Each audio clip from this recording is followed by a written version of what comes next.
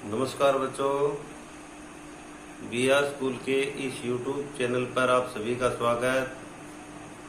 हमने पिछले वीडियो में गुणनखंड के बारे में अध्ययन किया था कि गुणनखंड किसे कहते हैं, गुणनखंड की विशेषताएं और किसी भी संख्या के सभी गुणनखंड ज्ञात किए थे हमने। आज हम इसी गुणनखंड का दूसरा टॉपिक लेते हैं, वो है अभाज्य गुणनखंड। तो पहले कुछ परिभाषाओं के माध्यम से हमने अभाज्य संख्याओं की परिभाषा पहले से ही विदित है, समझा दी थी कि अभाज्य संख्या किसे कहते हैं। अभाज्य संख्या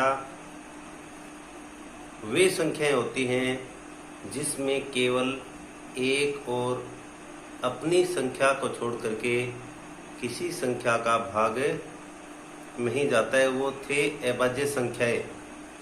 अब उसी संख्याओं का गुणनखंड निकालना हो कोई भी संख्याओं का, तो अभाज्य गुणनखंड ज्ञात करने के लिए अभाज्य अंकों का ही भाग दिया जाता है। तो अभाज्य अंक होते क्या हैं? देखो, अभाज्य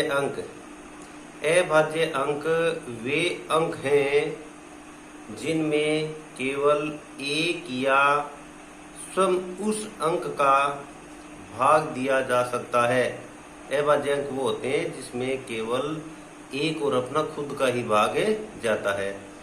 जैसे देखो, 1 से और 50 तक कुछ संख्या ऐसी है जिसमें और संख्याओं का भाग नहीं जाता है, वो अभाज्य अंक है।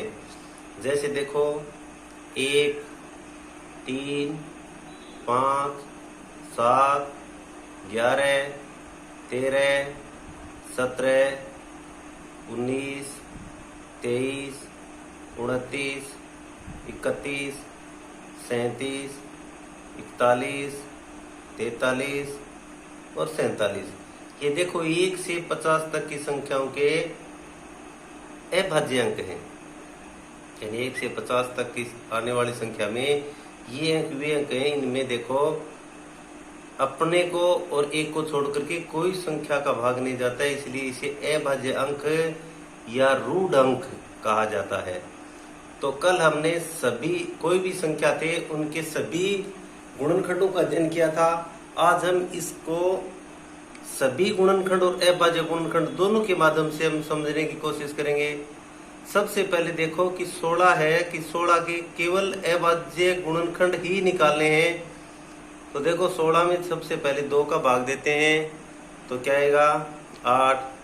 फिर 8 में देखो 2 का ही भाग दोबारा दिया, कितनी बार गया? 4 बार। फिर देखो 4 में हमने फिर 2 का भाग दिया तो कितनी बार गया? 2 बार। फिर 2 में 2 का भाग दिया, कितनी बार गया? आया 1 बार। तो देखिए, केवल अभाज्य संख्या का ही भाग देना है अभाज्य गुणनखंड में। तो 16 के अभाज्य गुणनखंड क्या हो गए? 2 गुणा 2 गुणा 2 गुणा 2, यानी 2 का भाग हमने 4 बार दिया। ये तो थे अभाज्य गुणनखंड। और अभी इसी संख्या का 16 का सभी गुणनखंड ज्ञात करो। सभी गुणनखंड का मतलब है कि 16 में ऐसी कौन कौन सी संख्याएं हैं जिसका 16 में भाग जाता है। देखो, 16 में 1 का, फिर 2 के पहाड़े में भी 16 आते हैं, 4 के पहाड़े में भी 16 आते हैं, 8 के पहाड़े में भी आते हैं और 16 के पहाड़े में भी आते हैं। ये हैं हमारे सभी गुणनखंड। और अब अगली संख्या लेते हैं। देखो, 24 के अभाज्य गुणनखंड और सभी गुणनखंड ज्ञात करते हैं। देखो, 2 का भाग दिया, 24 में 2 का भाग दिया, कितनी बार जाएगा? 12 बार। फिर भी देखो 2 का भाग जाता है, कितनी बार जाएगा? 6 बार। फिर भी 6 में 2 का भाग जाता है, कितनी बार जाएगा? 3 बार। हमने 2 का भाग 3 बार दे दिया, तो अब देखो क्या होगा। अब इसमें देखो 3 एक अभाज्य संख्या है, तो 3 में 3 का भाग दिया तो 1 ही बार चला गया। ये है हमारा अभाज्य गुणनखंड। यानी 24 में हमने 2 का भाग 3 बार दिया और फिर 3 का 1 बार गया, क्यों? 2 और 3 दोनों ही अभाज्य अंक हैं और अभाज्य गुणनखंड में तो अभाज्य अंकों का ही भाग दिया जाएगा। अभी देखो 24 में